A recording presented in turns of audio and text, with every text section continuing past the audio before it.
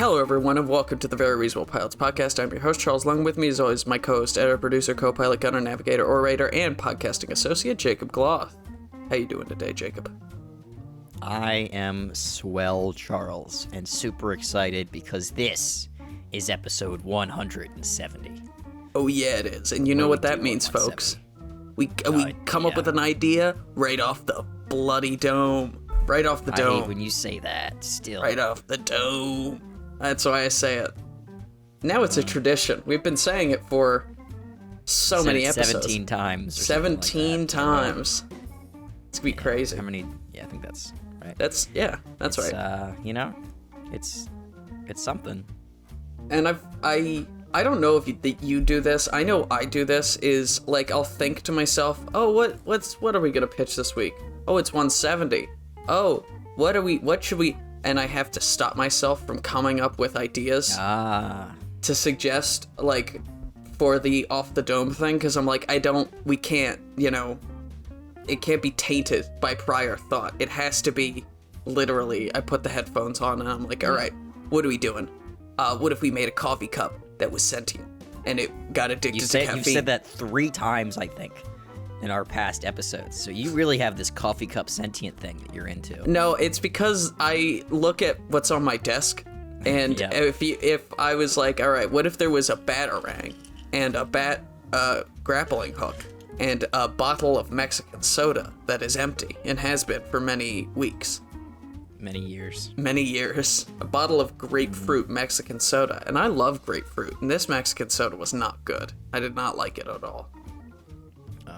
But I'm sorry. Yeah, what are you gonna do? Mexican soda, normal soda. Mexican soda is made with cane sugar, whereas other sodas are usually made with corn syrup. Yeah. I knew that was the case for Mexican Coke, but I don't think I've had any other, at least that I can remember. This is a Charlitos, and it's quite nice. You ever had what is that? I think there's a restaurant in the U.S. It's called Sakura, and they have like these sodas. I think they're obviously not in more places than just this restaurant. Mm-hmm. And Sakura's like a Japanese place. Oh. I don't know if this is a Japanese soda or what, but they're like these sodas, and they have a the marble soda. Yeah, where they have the marble in the middle and it falls. I love that those shit. Marble sodas are the best sodas I've ever had in my life. They're really good, and they're like smart because if you're drinking the soda and you put it upside down to try and drink a lot of it at once, the marble falls back down and it stops any liquid from escaping, so it keeps you from drinking the soda all at once. It makes you enjoy it slowly, which I think is very smart design. Oh. Yeah, that is neat. I didn't think about that. It's very special. Did someone tell you that, or did you just? I tried to drink the soda. I was drinking it, and the marble kept like stopping it, and I was like, "What? That's annoying." Oh, well, that's probably because they want you to enjoy the drink, because there's not all that much soda in it, but it is really good. That's probably the real reason. It's not because it falls over. It's because they want you to drink it slow. Yeah, drink it slow. All right. Well, let's come up with an idea for a TV show. The last couple times, I'm going to go back to 130. That was Theogony. That was our Odyssey adventure through the stars, like, Greek myths and stuff. After that, we had 140, which was Napoleon's Aliens. I don't even, that was a weird one. That was a strange one. I liked it. It was the Battle of Waterloo and everything afterwards, except we do go very aliens historical. Invaded at the Battle of Waterloo. It was very interesting. Yeah. And then 150, also, The Weird Adventures of Isaac Illish. That was him going through, all of our other previous episode 10s and a couple other ones. And then 160, which I think was pretty good. Postmortem Surveillance Society. That was good. That was a pretty good one. I like that idea. It's also a good title, Postmortem Surveillance Society. Yeah, I would watch that show. And it shows the YouTube video. It's gotten a fair number of views for us. That is to say, it's a good thumbnail. A little ghost with sunglasses looking on. You're like, I wonder what's happening there. Oh, he's watching you because there's a secret ghost police agent. They're surveilling. The reason I brought that up is because I feel like we can't do Supernatural because we did that 10 episodes ago. We probably shouldn't do historical. Napoleonic times. Yeah, I think historical and we could do supernatural. historical if it's like super old. Yeah. I think, but anything like between when muskets were invented and Cowboy times. like World War II is probably not allowed. Yeah. What if we did And then before that, prehistory? I forgot. Prehistory. Yeah. I see. Yeah. Wait, like a primordial thing, like dinosaurs? Maybe, like, because you know how most of human history is unrecorded, right? Like 96% of the human timeline happened before writing, right? There's kids outside. I don't know if you can hear them, but there's kids outside and they're loud. And I'm sorry. You go run out there and you tell those. I'm gonna beat them up. Meddlesome kids. I'm gonna throw this Pipe it down. empty bottle of Mexican soda at them. Tell them I'm trying to and their dog, talk to my too. parents in Starfield. Yeah. No, but yeah, 96% of human history is unrecorded. So what if we set a show in like that? Like maybe we do it like a Pangea, so it can almost be a fantasy sort of land. But oh, we I have like I like the idea that like the world used to be a fantasy world before we recorded stuff. Yeah, exactly. Like we had, like how like the Greeks sort of have the idea of like the age of heroes before Troy, and Troy was sort of the beginning of like Greek recorded history. Mm-hmm. I Yeah. like that idea of like a fantasy world before this world. Or like Tolkien kind of has that his stuff. Yeah, I agree, and we can have like.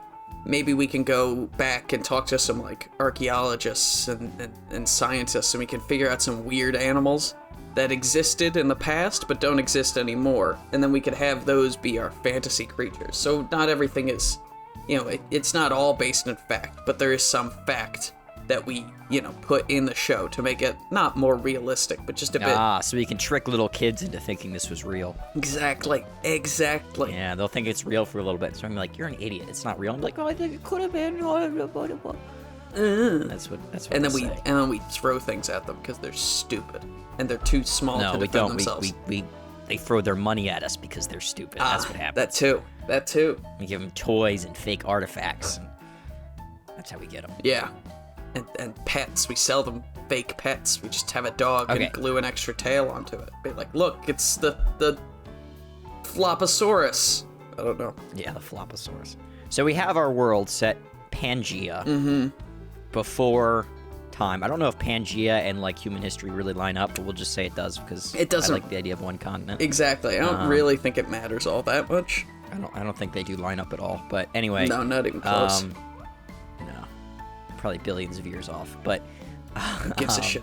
We'll say it does, because who really cares? Yeah. But yeah, we've got our era set, which is like one continent Earth, maybe not Pangea specifically. Like we can have we could draw our own continent. Exactly. And we have, weird proto-humans and proto-dinosaurs living in harmony. And there's all sorts of stuff going. Well, I think dinosaur. I like dinosaurs, but I think dinosaurs are a little too overdone. like identifiable and a little like it kind of takes me out of it a little bit. Maybe if they're like post like whatever was right after dinosaurs. I think yeah, like weird mammals. We'll have sort of how like sort of the in between period between dinosaurs and humans. Yeah, like those kind of animals. Like so whales we'll still with have legs fucking crocodiles and huge, those last forever. Huge sloths, like those giant sloths that lived in South America and that sort of thing. Yeah. Yeah. And I think we just do like a sort of fantasy kingdom situation. Like there's the great kingdom of Regarnia. Where are you getting that from? Regarnia. I took like Regal, and Narnia. And Narnia, Regarnia. Yeah. Regarnia.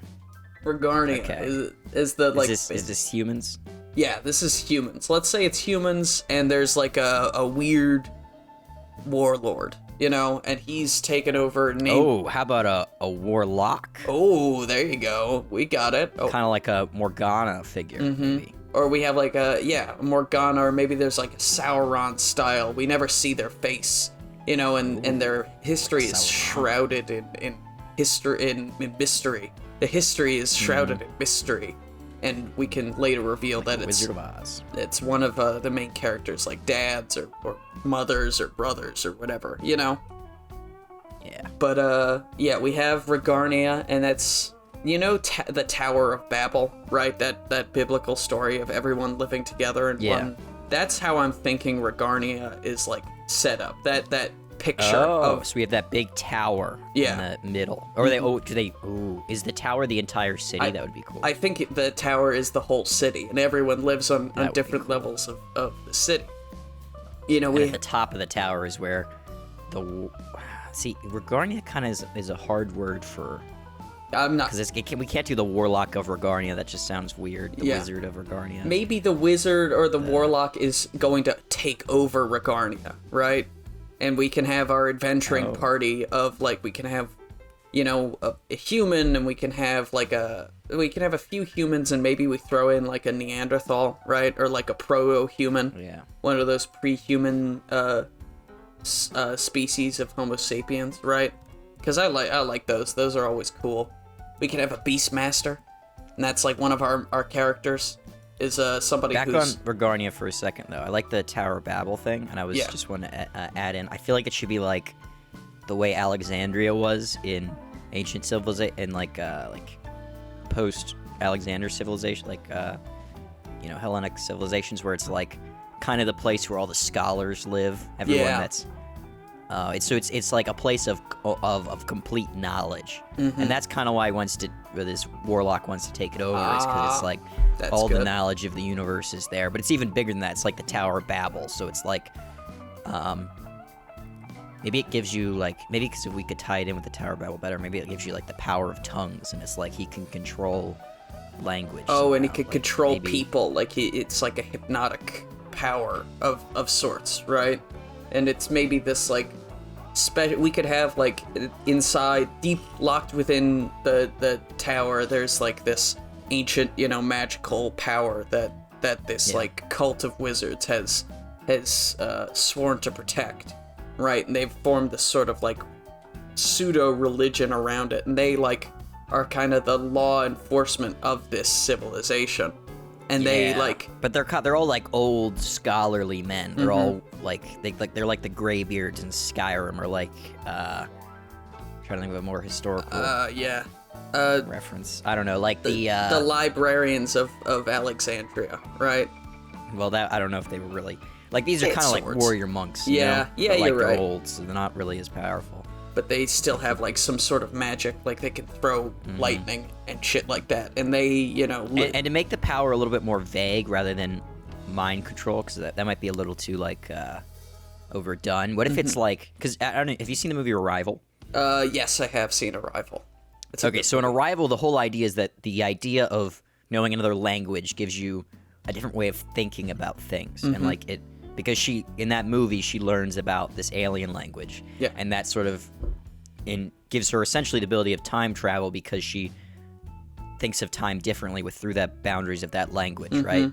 Yeah, like Slaughterhouse And this 5. one, it gives him the power of like how to like mold languages. So he's not controlling people, but he's controlling how they think, because he can like restructure the idea of like their language and their thoughts. So he can make people more aggressive, or we can make them more sedentary, or we can, you know, make them more pliable to passive. Suggestion, and make him like bring him to power. You know, not through mind control, but through like almost Double Think from 1984, but like less, you know, obvious. Yeah, I like that. I mean, it's essentially mind control. It's just the reasoning we're using is like a little bit is more cooler, interesting, you know? I think, than just like he says a like spell, and then everybody's eyes turn a certain color, and they can, you know, all hear maybe there's his multiple voice, and they all have to do what he says. Tower, he can, right? like, That's more interesting. What we're saying is more interesting. Everything, and that's how he's going to take over. Put everything under his one language that he can. Okay. And I think that the city, right? Let's just say the city of Regarnia. Yeah, that's what it's called. The city of Regarnia is like a tube, let's say. I know Jake can't hear me right now because his thing keeps disconnecting, or maybe it's my thing, I don't know, but I'm just gonna keep talking because this helps me get my ideas out. So it's like a tube, Like it's this huge tower, and on the interior, the most interior of the tower is where the intellectuals live, right? Right? Oh, you're back. Yeah, I am. In the interior of Regarnia, the tower city, the interior of it is where the intellectuals live. And as you get, like, build further and further out of the tower, it becomes less intellectual, more like the working class and the warrior class and the merchant class, right? That sort of thing. I see, yeah. And so instead of, because you know how in, like, sci-fi and fantasy movies, they always go, like, the bottom layer is where the poor live and the top layer is where the rich live, right? But what if we did that instead? They're like, the interior is where the powerful and the intelligent and the rich live, and the exterior is where the poor and the uneducated live, right? Okay, I like that. But we're building this world, right? But we have to have like we have to have an adventuring party. We gotta have some cool. So Regarnia, that's like this. That's the end of their journey, right? This is the city of Oz. Yeah, Wizard of Oz, I think you're right. You're right. Because we're not there. We're not starting there. We're No. probably somewhere else. You're right. We need the adventuring party of people. So I mean, the story is that like this wizard wants to take over the tower, right? So he can control the world. Yeah. So we can. What should we name the wizard? I think we should do that first since he's our antagonist. Something. Bornock. That kind of sounds like a joke. It does sound like a joke. It's killing it. Clark. No, that's not good. I Colga. feel like we should have sort of like a I think an ath at the Viking end. kind of name. You're right. I'm looking up famous Viking names. Famous Viking names: Leif Erikson, Eric, Olaf, Olsien, Call him Sven. Fenrir. I kinda Fenrir. like that. Yeah, I That's the like name of that. the wolf look. Yeah, Fenrir. Oh, we could tie that into like actual mythology, that like Fenrir is the creature that brings the end of all things, and it's like, well, this guy's gonna bring the end of all things if we let him get his power, right? Because I do think it would be And because this is before like Norse mythology even exists, this is like where it comes from. Exactly, yeah. We could have a lot of our characters borrow names from varying, like maybe we can have one of our characters named Gilgamesh, right? And it's not like they're not the heroes, but they're the idea. They're the seed of the idea It from could where even the just heroes be like the came name that person like wanted, like because they're like, oh, like I want to name myself after the great hero Gilgamesh. Mm-hmm. I'm a great king now, Yeah, exactly. Who's the monkey prince? What's the name of the monkey prince in Chinese mythology? I forget. I'm looking it up. Name. Marcus Sun. Marcus Sun. Yeah. This doesn't. Monkey, is this? I don't know if this might be a different Monkey Prince. This is DC Comics' Monkey Prince. No, but the I don't think Monkey that's the Prince right from DC Comics is based off of the Monkey Prince from Chinese mythology. But his name's probably not Marcus. Yeah. Sun Sun Wukong. That's it. Yeah, Sun Wukong. That's a better name. That is it sounds much more Chinese than Marcus. Yeah, not Marcus. Yeah. Sun Wukong. Marcus Sun, was that the name that I said? Yeah, before? Marcus Sun was... Wukong. Wukong is an awesome last name. I don't understand why they would. Yeah, that's weird. Okay. Should we call him Sun Wukong, or should we call him like... Let's just call him Wukong. Sun or Wukong? I think Wukong works perfectly by itself. So we can have... Okay. I think we start off our story with this guy, right? And he's like a kid, like Luke Skywalker style. He's like a kid. He lives on a farm with his family, whatever. And his village is decimated by the evil wizard that we never... the evil wizard Fenrir and his army of slavering monstrous beasts that he controls with his powers, And his father, our main character, Wukong. Let's say it's Wukong. He is he's tasked by his father to deliver a message to the kingdom of Regarnia. Is that what we named it? Garnia? Regarnia. Yeah, the kingdom of Regarnia to warn them of this great plague that will fall upon them. or to ask for help, because like Regarnia is like the center of the universe, you know. They're like, well, the great wizards of Regarnia, they're the only people that can defend us against this threat. Exactly. All right. So we've got our journey, we've got our character. He's a naive. I have an idea for that starting though, because I feel like it might be a little bit cliche. Cliche. Yeah. And so just to twist it a little bit, maybe his village is like is part of the wizard's kingdom. Right? Okay. It's on the fringes, so it's still allowed to be, human or whatever. And his dad gets called up for the fight against, whatever, and he's sort of pressed into service, but he has to do it. And his dad dies fighting this like pointless war, and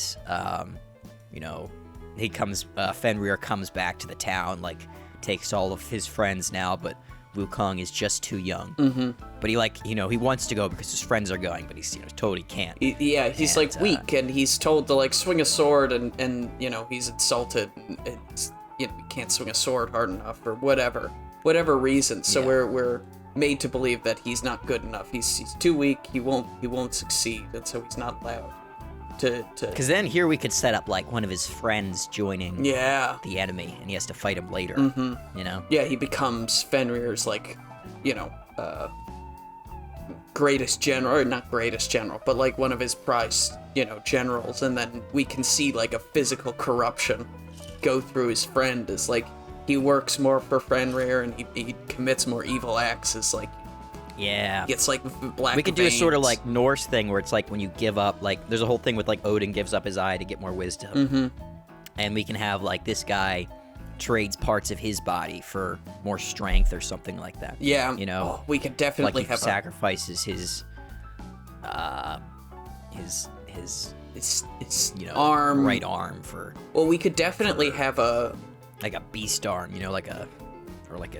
Yeah. Cool. We could definitely have a cool scene I don't want towards to do the eye end, thing but as well. I think it would be good if he is mocking Wukong during the battle, and he finally reveals himself in his full form, and he's like his eyes have both been gouged out, and he's like, I now see far better than I ever did before, and he's like the full corruption has because baby Wukong is like, I can save you. Throughout the entire show, his friend has, become even more evil, and then he's like, but I can still save him. And at the end, he's like, shows that he's gone, he's surrendered himself to the evil, and so he has to defeat We can even him. have a Darth Vader ending, though, where he like changes at the last minute. Exactly. Yeah, that's good. I think it would be cool. I just thought of an idea. So maybe he's gouged out both eyes, and he has the blindfold on, and he's traded that for, better, for more wisdom. But also the way he sees now is that he is a crow. Oh, I love a good and the crow. crow's in the air, and he sees the crows like through the crow's vision. So he can see he can send the crow out, and he can search the world with that crow that's like very fast or something. Yeah. And he also can have it above the battle as he's fighting. So when he's fighting, it's like a fucking top down. Oh yeah, or not like top in a down, video like game, a third person like perspective, so you could save Hotline somebody. Miami type of game. Oh yeah, Like he's got that above you. So he has this omnipotent all around him view, omniscient, which I think would be cool, because then during the fight, Wukong could realize this, and he has to take out the crow. Yes, and we could have, because I was talking about could have a Beastmaster character, and maybe we his friend, Wukong's friend, joins the army, and we don't see him, and we think that he's not important, for the first half of the season, and then we have our Beastmaster character, whoever we decide to make them, and they're traveling through, and they try and communicate with the crows, and all these crows come to him, but there's just one that's just staring, and our Beastmaster tries to communicate with it, and then it's sent back shocked with this psychic energy that hurts them, and they're like, that thing isn't a crow. I don't know what it is, but it's not an animal.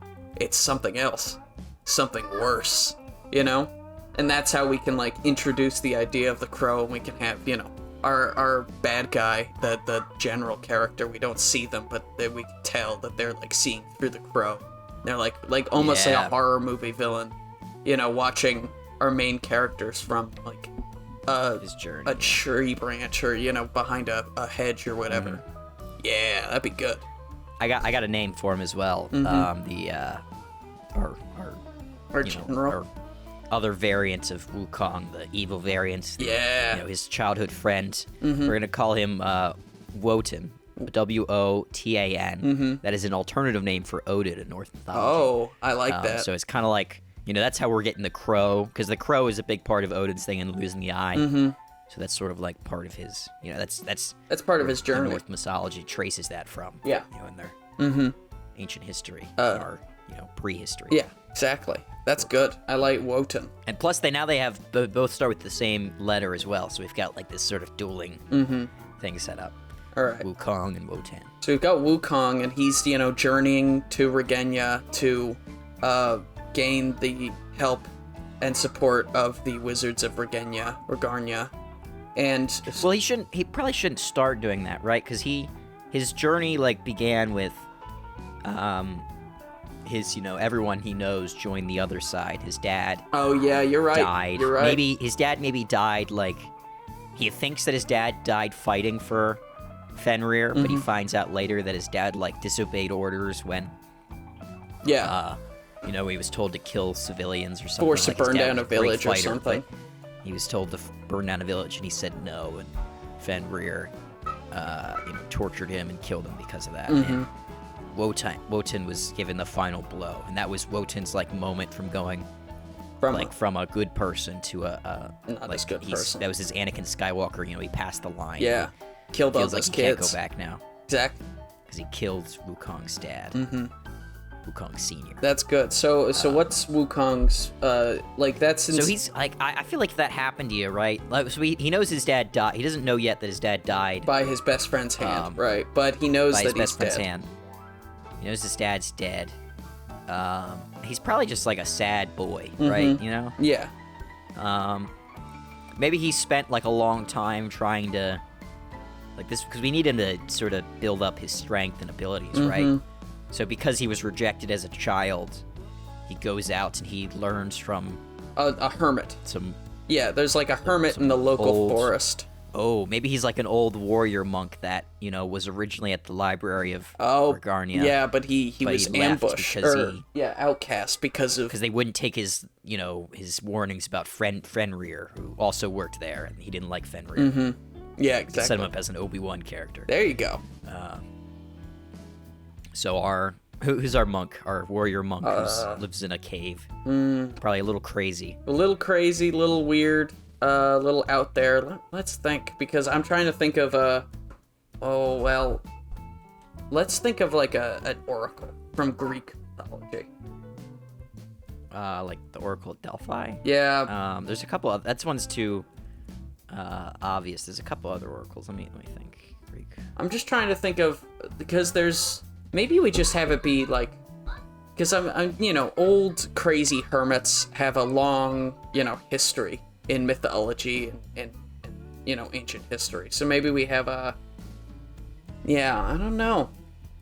Because I don't know much about Greek...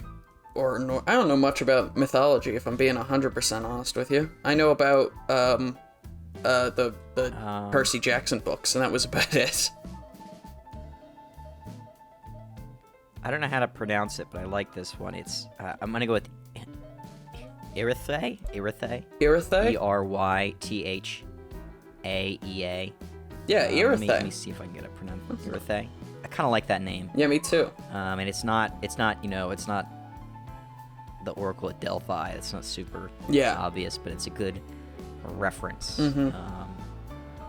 So Erythea is this Erythea. An outcast monk from the city of Regarnia, and he's like, obviously he doesn't show that, he doesn't tell people he lived there because he's now living in the rival territories, but he he finds Wuhan, what is it? Wukong. I'm sorry, I'm bad with names.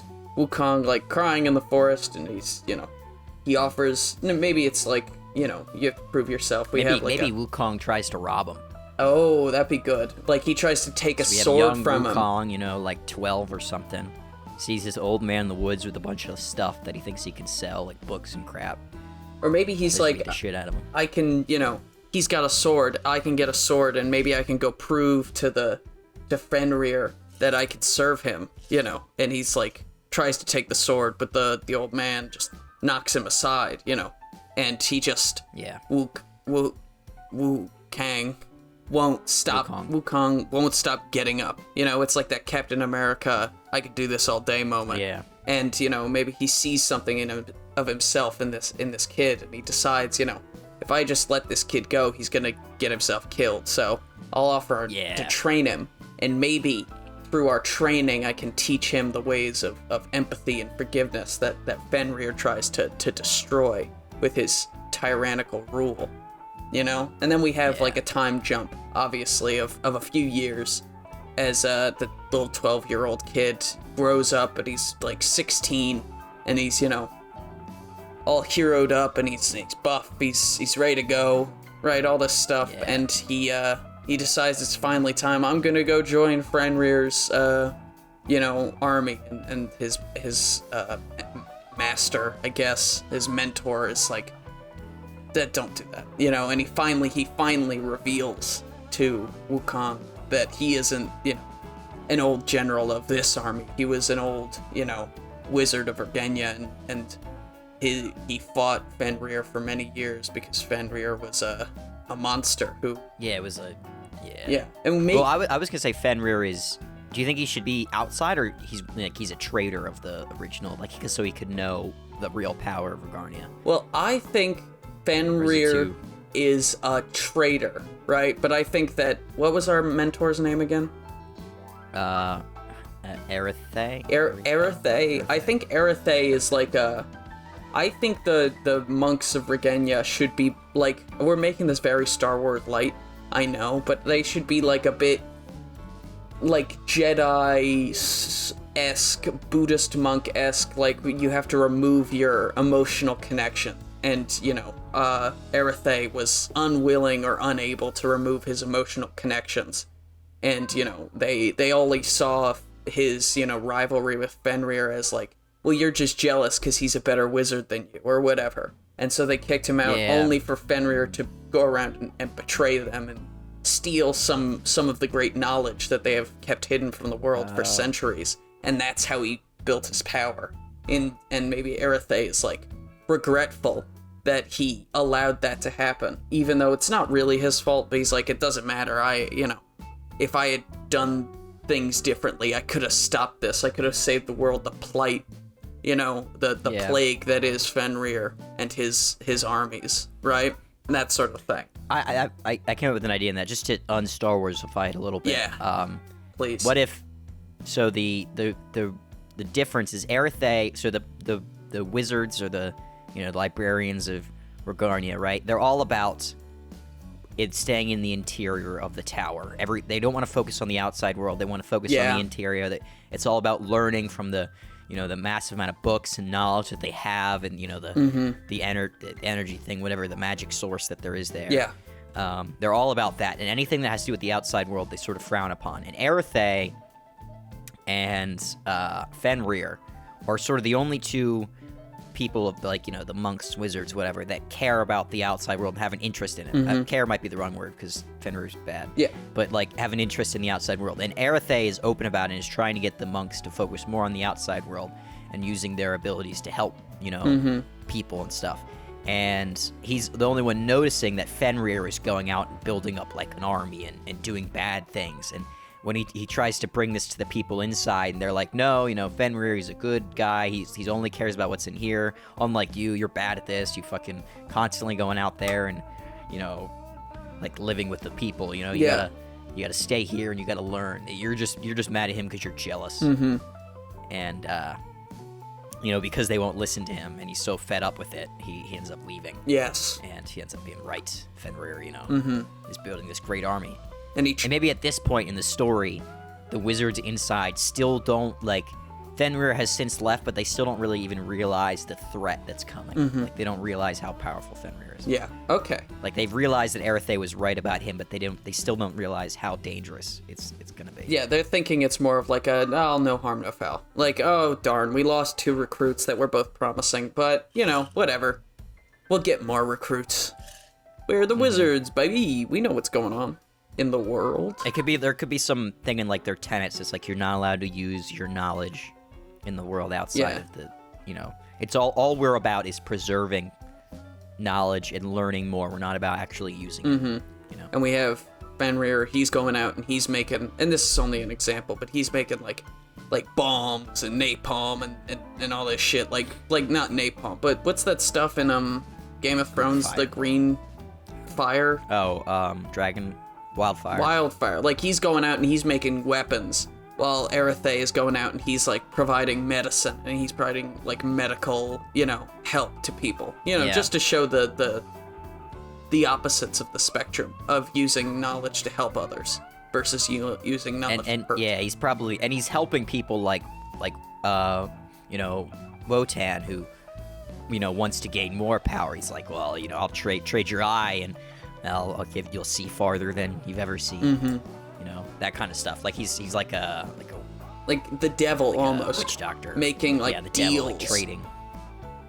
Yeah, like monkey's paw situations. Yeah, all right. Maybe he's got like a tough bodyguard that's like, who wanted to be he was a very strong man who wanted to be the strongest man in the world, and to trade, what he traded for that was his will, essentially his ability, his will. Like, and he can't make any decisions now. He's completely under Fenrir's control. Like the mountains. And now he's like a Hulk of like a beast, just like this.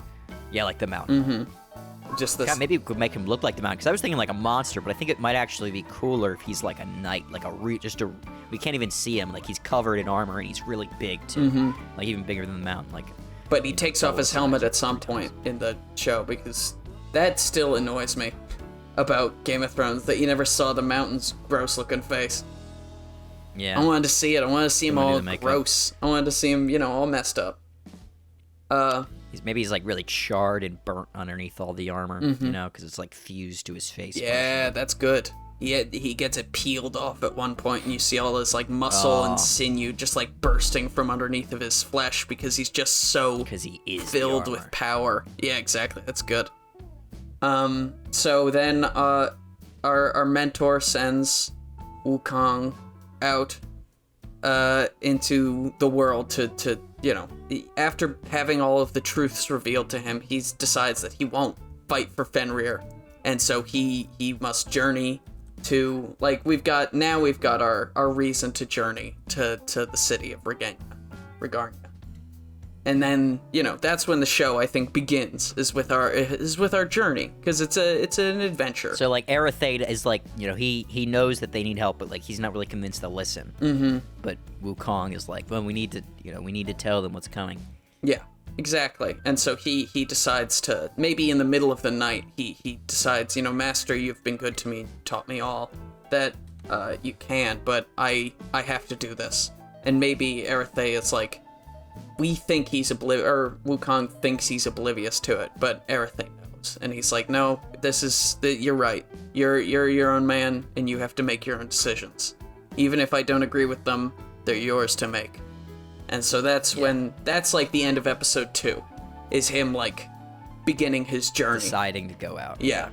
Episode 3 starts, he's, traveling, and he's all by himself, and he's walking, and he's got like a sword, and he's got, some light leather armor on, and he's just like kind of trudging through the mud and the rain, and he comes upon a tavern. And this, I think, is when we begin picking up various members of his adventuring party, right? Yeah. And we get, How do you think he's dressed in the sword, by the way? Like, I was kind of thinking he's kind of like, he doesn't really have armor, like he's all like sort of. I was thinking he's like kind of monk looking. I was thinking like, he's got clothes, sort of rags and stuff. Yeah, rags, but he's got like clothes. They're ragged. They're not like I think that they look like they were made by a hermit in the woods, right? They're like the animals that they caught and ate and made, into clothing. And I think he's got the maybe like one, and like the center of his tunic is like, you know, is part of the original cloak that Erethe used to wear for. That's good. So we have like this ragged stuff, but also something at the center, which is, you know, extremely the sigil of Regarnia, sacred. Yeah. Yeah, and I think he's got like the sword he's got is like this pristine, beautiful piece of metal, and it's the only thing he owns that's like nice. But he doesn't have a sheath or anything on it, and he's carrying it just on his shoulder, just like walking. You know, kind of like, you know, in that Seven Samurai. Exactly. That you're talking about? Yeah, the sword. Yeah, I was thinking like it should be a big ass katana, like a huge katana. This huge unwieldy sword that he's just like, he doesn't really know what to do with yet.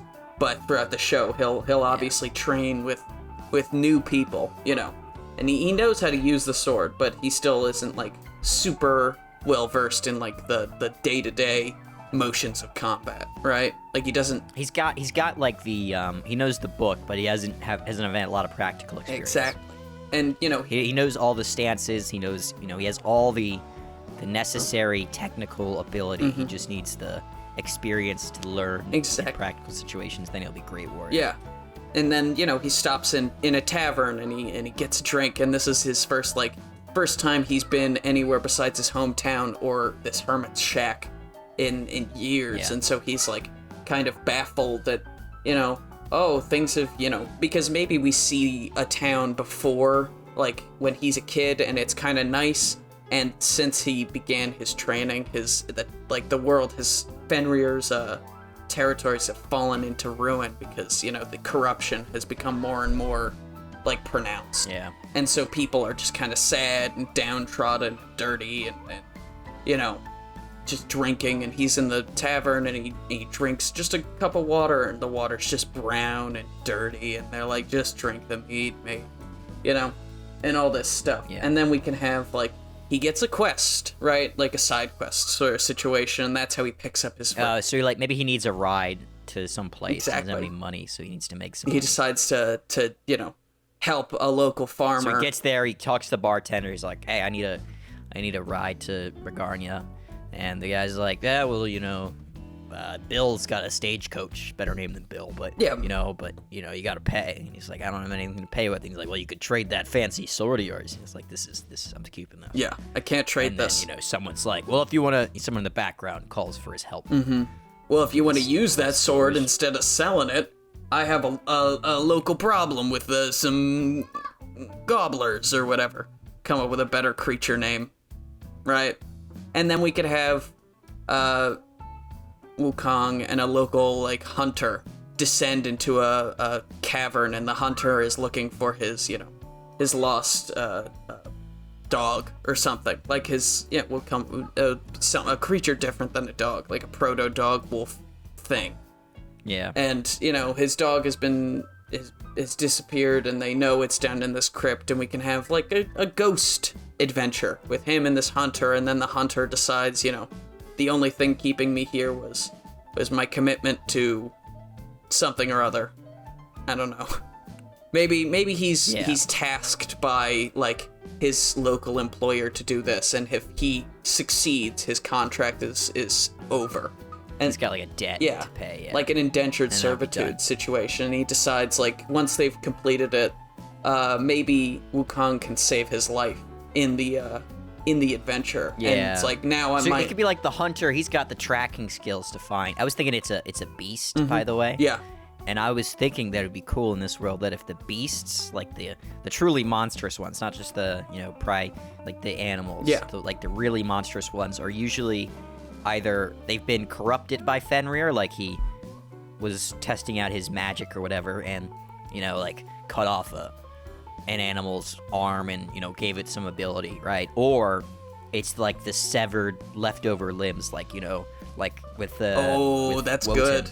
Like his eyes became like this horrendous beast. This monster. You know? Oh, I like that. That's really gnarly and gross in a cool way. It like leaves this like corruption behind. And I don't know if it's just the eye like becomes the monster, like, you know, plants roots and like grows into this evil thing, or if it's like maybe an animal eats it. Yeah, you know? and then, you know, and, like, sort of mutates and like an eye takes over like the center of their forehead, and becomes all like dark and nasty. Got an eye on its forehead and eye at the base of its back, and they're like these huge pustules covered in eyes. Oh, I like that. That's gross. That's really Bloodborne in the best way. I like it.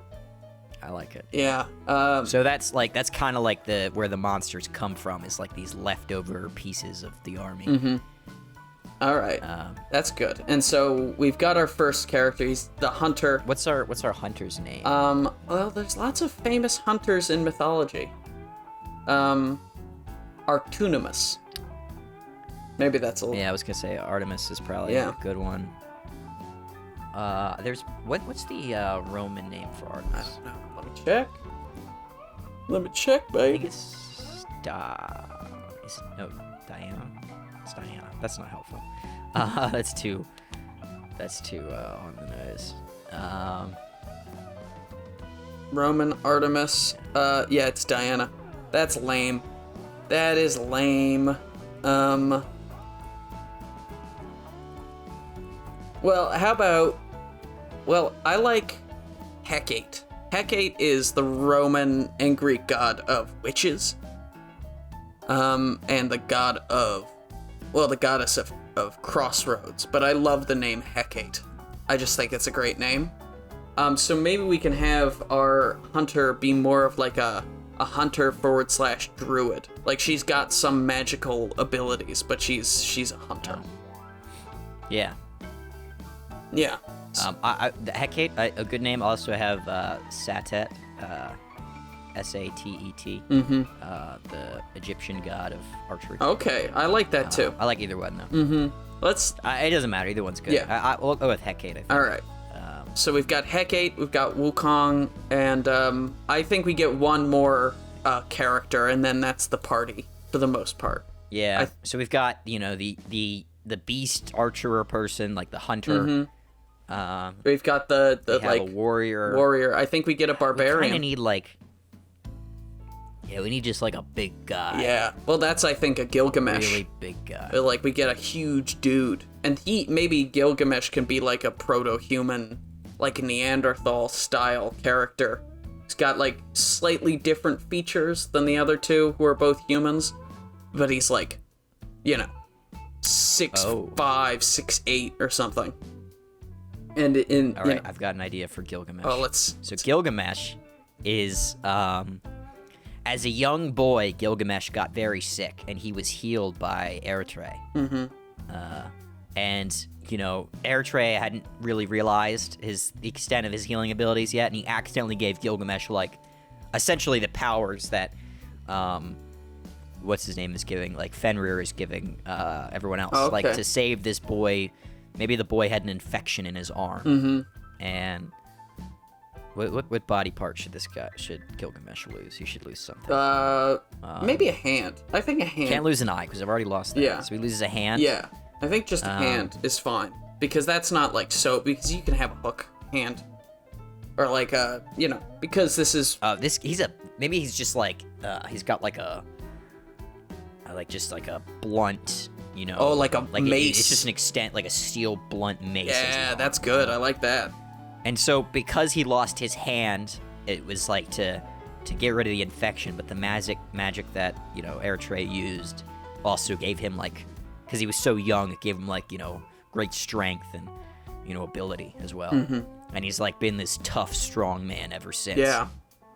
And they can find him wrestling. When he gets it, they should start by getting into a fight with him somehow.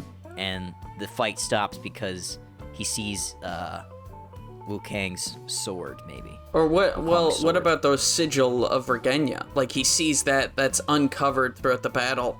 Is the sigil that he wears, and then Gilgamesh falls to his knees and it's like, I will not harm an agent of Regarnia. Right? Whatever. And then they all three decide to work together, and then we have just adventures as they journey across the land, fighting horrible monsters that are made out of different body parts that have fallen off of this army, and they, maybe we hear as they slowly get closer, and it gets worse and worse as they get close to Regarnia. They should probably fight because it's just the three of them, so they need an army somehow. Yeah. Right? They need to like, or like, you know, they have to join up with the resistance somehow. So like, are they gonna get to the city and like sneak inside to like defend it, or are they going to? I think that they are, because my idea for the city was that like it's kind of like a bazaar, sort of like the outside layers of the city are open to all, and they're this huge trading hub and all this stuff. And then, you know, as you get deeper into the city, security becomes more dense and stuff. But, you know, they try and enter and they're not allowed in, and there's a fight commences, and as they're about to be, you know, taken away by the guards and executed, they're saved by the resistance, who have heard of, you know, their great journey across this land. Have they've, you know, defended the weak against the powerful Fenrir and fought for righteousness, and how that this kid may be the only person who could convince the monks of Regarnia to, you know, take up arms against Fenrir. And so it's a whole... I feel like we need a way, speaking of that, we need a way that, like, why can he convince them? Because he's just some kid, right? Exactly. Like, he doesn't really have anything. He needs like evidence. He needs like a chosen one, sort of, not exactly a chosen one thing, but like a sort of his mind, like he's been touched by some magical, you know, external power in some way that makes him more, you know. Oh, okay. We could do a Harry Potter thing, right? So we could, in the beginning, right, when he first is when he's a kid and his dad gets taken.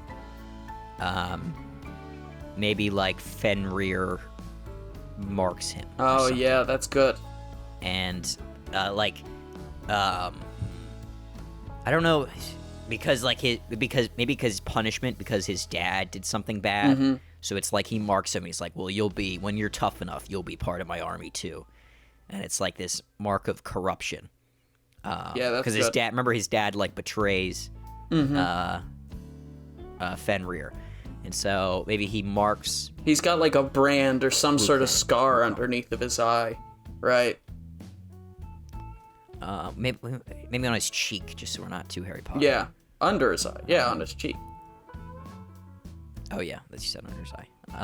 You know, some sort of a mark that, like, the mark of Fenrir's corruption, but, you know, through therapies and training and magic, with his mentor, he was able to stave the corruption. Like, holds it back. Yeah, you know, with this, maybe the seal of Regarnia is like the magical totem that is able to keep his corruption at bay, you know?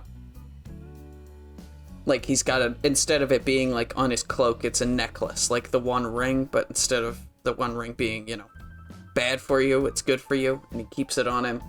And okay, I like that. And again, because the monks of Regarnia have all the knowledge, they know of a prophecy, right? That you know, their order shall be led to salvation by, you know, one marked by evil, but who chooses good, right? Something like that. Or it could be like a bad prophecy, right? But we don't have all of it. Like, the prophecy could be, because then we're making him Luke Skywalker. What if the prophecy is that, like, someone marked by evil, or like marked in this way, will, you know, bring down the tower and destroy everything. So, like, the way the prophecy was supposed to go was that he gets marked, trains to become tough, goes back to Fenrir. Fenrir has this great attack and wipes out Regarnia, but because maybe his father inspired him, or left him a journal, like some sort of a written, you know, account of how his father really felt about Fenrir, and that, like, maybe turns him. Maybe his father, maybe his father's a bit older. Okay, I've got an idea here. What if we do kind of like a Mulan thing, where his father's a little bit older, his father's like, it's like reverse Mulan. His father's like 60, or like maybe mid-50s, right? Yeah. He's like an older dad, so Wukong is still a young kid when this happens, and Fenrir comes. He says, like, oh, okay, I want the boy. And his dad's like, no, he's too young. I'll go instead. And Fenrir marks him. He's like, well, I will come back for him eventually. You'll do for now, but I'll come back for him. and because of his dad, like, going in his place, it stops, like, this whole, the prophecy. Yeah, okay. Of his father's love for him, right? That's good. And I then like it. because then he gets to go to Eritrea, and then he gets to, gets the seal to stop the corruption or whatever. Or, like, because it didn't get to go farther because he didn't go with Fenrir. That's sort of like, it sort of defeats the prophecy. But the wizards, they don't really know that it was supposed to go down like that. They just know that, like, the prophecy is that, like, this marked kid from, the outreaches of the known world will come and destroy the bring down the Library of walls. Regarnia. Maybe the prophecy can be really vague, like bring down the walls of Regarnia, and that can be like the wizards can take that and interpret it as he'll destroy everything, but in actuality he'll bring down the walls, meaning that he'll like stop the monks of Regarnia being so like insular and make them like, or convince them to spread their knowledge. So it could be true in like two ways, man. Mm-hmm. Yeah. And both ways could have happened, right? Like, so, yeah. Okay. Yeah. I like that. And then, he's able to convince them, and I think we have, like, we already set up our final climactic showdown between, our main characters and the, his old friend, Woden, who has become, Fenrir. In the years in between, Woden has become Fenrir's, like, greatest general and warrior, and, like, personal, champion. And so, he's been imbued with all the magic that Fenrir has to offer, and he and Wukong fight, and Wukong wins because good always triumphs over evil. Yeah. And then, Also, I think what was did we come up with the name for the big guy? I don't think we did. What big guy? Oh, Gilgamesh. Yeah, Gilgamesh. That's what his name was. Gilgamesh, he should fight the big knight, yeah. I think we just call him, like, the Black Knight or something like that. Like, and then we can have... then we have, like, this epic battle of, like, a person completely transformed by, evil versus somebody that was, like, as a child was given a gift by good, right? So it's like this, it could be like, this epic, we could have a really cool sword fight here. So like good. These two really big, tough guys fighting it out. Gilgamesh is kind of like he doesn't really have a lot of armor, but he's a big guy. He's just, like, tough, he's a barbarian. Like, maybe he's kind of like, he's got, like, a big double-sided axe, and he's all about, like, lots of strength. He's kind of Viking-like, maybe we get, maybe he's got, like, a leather chest plate, but that's kind of it. Like, no sleeves, just big muscles. Maybe he gets an upgrade from the monks of Regarnia that makes his, like, ball mace fist into a double-sided axe fist, and that's his weapon. Oh. Yeah. I was thinking he has this massive double-sided axe in one hand. Okay, and he has the mace. In the other. Like, this is an axe that, you'd clearly need two hands, but he's so big that he can swing it with one. All right, and then we can have Hecate. Or we could just do the one double axe hand. We'll figure it out. And then we can have Hecate battling against Fenrir's, like, great, wizard, beastmaster sort of character. Because I think it is good for... I think we can't do all three with their opposites, though. Really? All right. So maybe she has to hold back... Oh, yeah. Maybe she's the one leading the army, right? That would be good. She has to hold back the army and Fenrir somehow. While these two, like, come to blows with their opposite. That kind of works, because Fenrir's the wolf, right? And she's the Beastmaster. Fenrir is the wolf in mythology. Yeah. She's the Beastmaster, so... Yeah. Kind of works as an opposite there. But, like, we can't have, we can't, it'd be too much if they're all fighting their opposites. You're right. I agree, now that I'm thinking about it. And then good triumphs over... So she's holding back the army, like, leading the charge, and she'll notice the crow. And because Wukong's going to be losing his fight to Wotan, because he's just better, He's more powerful. Once she takes out the crow. Yeah, he actually goes blind. And then, Wukong has, like, the ability. He could kill him if he want to. It's that, like, at the end of his blade, submit. And then Woden says never. And, Wukong could, easily stab him in the throat because he knows he killed his dad. At this point, he'll have found that out. but instead he just knocks him out with the butt of his sword and then goes up to confront Fenrir. Yeah. You know what's funny here? What? You keep calling him Woden, and his name's Wotan. Oh, Woden is also a alternative name for Odin, Well, as Wotan is. Wotan. It's funny that you're doing Whatever. that. Wotan, Woden. Either works. It doesn't Yeah. really matter. Just a W in the alternative name. That makes sense. Yeah, and then So how do we take out Fenrir? Are we gonna bring back Eritrea at any point for like? Should he die at some point? I think Eritrea at some point is captured by Fenrir and then is revealed to have been like captured, at the end. Sort of like a, strike me down and become, even more powerful. Sort of like a, I'm getting in your head because I've got your master tied up back here and I'm torturing him. And that like sort of inspires weakness in Wukong. But the mentor is able to escape his binds just at the last moment and like save Wukong from being, fatally wounded by Fenrir by jumping in front of the magic bolt or arrow or whatever. And then with his final words, he's able to inspire Wukong to finish the battle and, overcome Fenrir with his righteousness, right? Strikes him down and, maybe Fenrir explodes into a pile of snakes and Fenrir rats should and stuff. die he dies like Sauron dies, or like Ganon in what's it called in Zelda? in like Zelda. Yeah. Yeah, he should die like one of those two, like sort of just like he's still there, but that was his physical form. Exactly. Well, I think it would be cool if he explodes into all these vile creatures like snakes and rats and shit and just runs away, and then they're like, oh well, he's dead, but he is still he exists. His corruption He's weakened is now. still You've destroyed. It could be just like Sauron. We could do you've destroyed his physical body, but he's still there, and the ether. Yeah. Still, as he's so powerful, he's developed so much power that he can't just die like that. He's still, his will is too strong. And that means that the series is over. We've blown up the Death Star. Everything's all right, but we still have. There can be more because we can have our three characters journey off to the corners of the world to find and destroy the final bastions of Fenrir's power. And that can be, Fenrir, yeah. our follow-up if this does well. Yeah.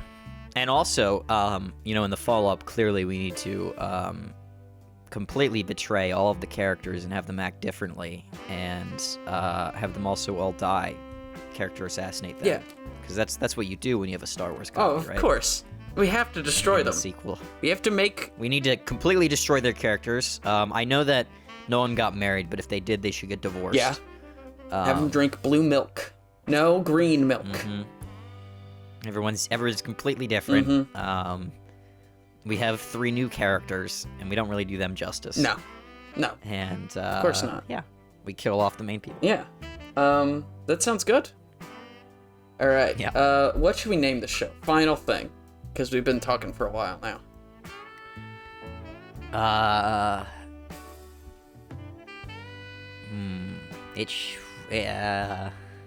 Okay.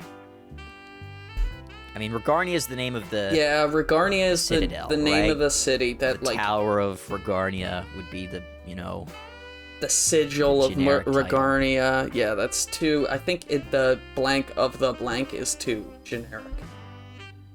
We could do something with Fenrir. Corruption. We could have the corruption of blank.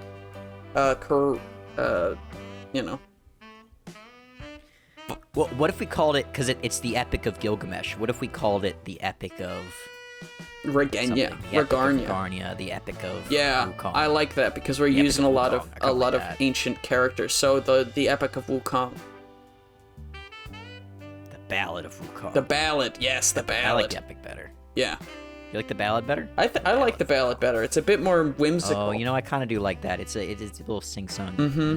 We could get Bob Dylan Ballad to of sing the opening credits. He's ballads. He likes ballads. I don't think he would, at all. No, he would. But Wukong. I feel like this kind of show is more like it's more like Chinese than it is anything else. And like at least in the aesthetic that I'm thinking of, you know. Yeah, I agree with you. I think it does have a very heavy, Chinese mythology. Though we do have a lot of Norse stuff in here. It's just that the way things look. I think the good guy's side will be very Chinese and English mythology inspired. Like, I am imagining the monks of Regarnia being like very similar to the Knights of the Round Table, but the bad guy's side will be like Norse mythology inspired. Yeah, I like that. Very Norse. Yeah. But the Ballad of Wukong. I like it.